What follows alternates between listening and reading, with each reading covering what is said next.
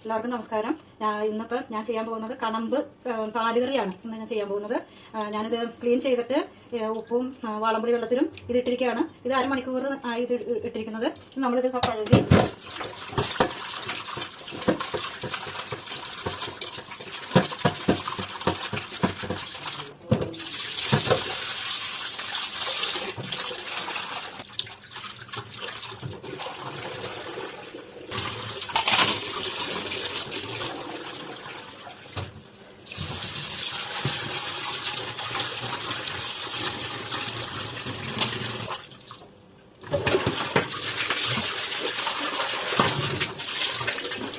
അതിനാവശ്യമുള്ള സാധനങ്ങൾ മഞ്ഞൾപ്പൊടി, മുളക് പൊടി, മല്ലിപ്പൊടി, ഉലുവ, പച്ചമുളക്, ഇഞ്ചി, ഇത് ഓയിൽ, ഉപ്പ്, സവാള, തക്കാളി, ചൊറുക്ക, പിന്നെ 1 കപ്പ് തേങ്ങാപ്പാല്. ഇത്രയും സാധനങ്ങളാണ് നമ്മളിവിടെ ഉപയോഗിക്കാൻ പോകുന്നത്.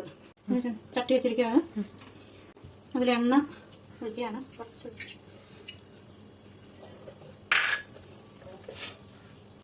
ഇതിലേക്ക് ഞാൻ ഉലുവ ഇടുകയാണ്. പിന്നെ സവാള ഇടുകയാണ്. ഇഞ്ചി, പച്ചമുളക് 5 എണ്ണം ഉണ്ട്. മഞ്ഞൾപ്പൊടി ഇടണം. മല്ലിപ്പൊടി ഇത്തിരി കൂടുതലിടണം. തേങ്ങാപ്പാൽ ഒഴിച്ച് വെക്കുന്നത് കൊണ്ട് മല്ലിപ്പൊടി കൂടുതലും. മുളക് പൊടി,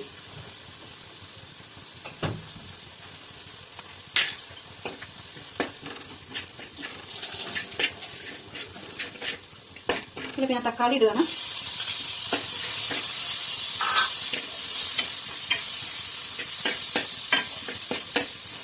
തക്കാളി ചിലപ്പം വാടി കഴിഞ്ഞിട്ട് വെള്ളം ഒഴിക്കാൻ പാടില്ല.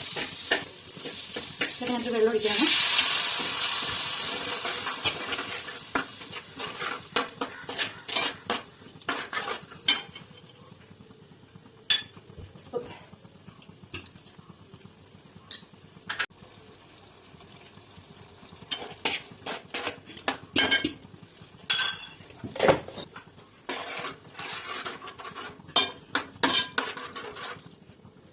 തിളക്കണം.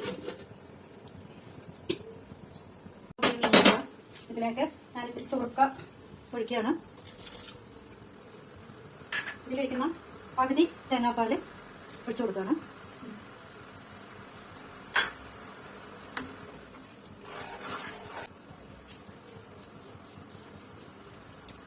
പൊടിയൊക്കെ ഉണ്ട്. ഇതിലൊക്കെ മീനിടാൻ പോവാണ്.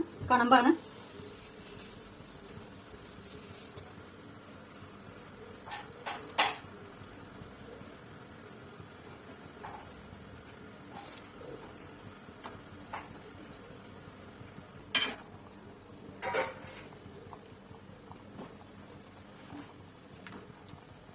നമുക്കിത് അടച്ച് വെക്കാം. മീൻ എന്തൊക്കെയുണ്ടാവും നല്ലോണം വറ്റി. ഇതിലേക്ക് ബാക്കിയുള്ള തേങ്ങാപ്പാലും കൂടി ഞാൻ ഒഴിക്കാനാണ്.